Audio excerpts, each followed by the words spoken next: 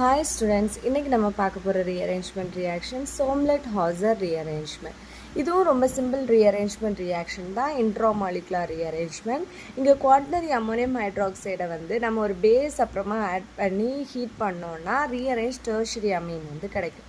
இது ஜென்ரல் ரியாக்ஷனில் கொடுத்துருக்குறேன். ஒரு quaternary ammonium hydroxide இந்த presence of base ஹீட் பண்ணுறோம், tertiary amine கிடச்சிருக்கு. மெக்கானிசம் பார்த்தோன்னா ஃபர்ஸ்ட் இந்த OH மைனஸ் இந்த பேஸ் கூட ட்ரீட் பண்ணுவோம், H எடுத்துகிட்டு போயிடும், ரிமூவல் ஆஃப் வாட்டர். அப்போ இந்த பாண்ட் வந்து இங்கே ஷிஃப்ட் ஆகும்போது இங்கே எக்ஸ்ட்ரா எலக்ட்ரான்ஸ் கொடுக்குறனால மைனஸ் சார்ஜ் இந்த கார்பனுக்கு வரும். அதை தான் இங்கே எழுதியிருக்கோம். அதுக்கப்புறம் ஒன்றும் இல்லை, இந்த 3 CH2 அப்படியே தான் வருது. அதில் இந்த ஃபர்ஸ்ட் ஒன்னை CH2Hன்னு பிரித்து எழுதியிருக்கேன். அது ஈஸி அண்டர்ஸ்டாண்டிங்காக மட்டும்தான் அப்படி எழுதியிருக்கிறேன்.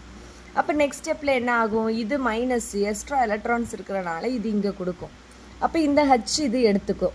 அப்போ இந்த பாண்ட் என்ன ஆகிடும், இங்கே வரும். அப்போ இதுக்கு மைனஸ் வரும், இதுக்கு என்ன ஆகிடும், இது வந்து HCHன்னு மாறும். அப்போ இவ்வளவும் வந்து இது இவ்வளவும் ஈஸி தான்.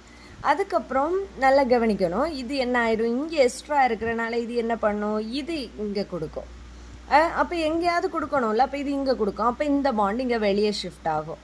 ஸோ இங்கே டபுள் பாண்ட் வரும், இது வந்து அப்படியே இங்கே அட்டாச் ஆகி CH2, அடுத்து இந்த குரூப் இவ்வளவும் அப்படியே அட்டாச் ஆகி NCH3ன்னு அப்படி வந்துடும். அதை தான் இங்கே எழுதியிருக்கு. ஓகேவா?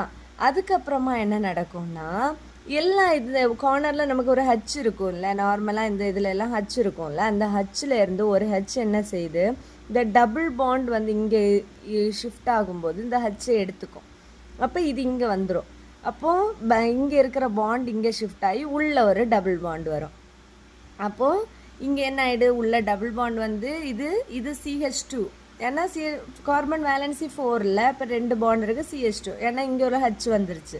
இப்போ CHஆ இருந்தது ஒரு CH2வாக மாறிடுச்சு. அப்புறம் பேலன்ஸ் இது அப்படியே எழுதணும். இதுதான் நமக்கு வந்து ஒரு டெர்ஷரி அமீன் வந்து ப்ராடக்டாக கிடச்சிருக்கு. இதுதான் Somlet-Hausser rearrangement.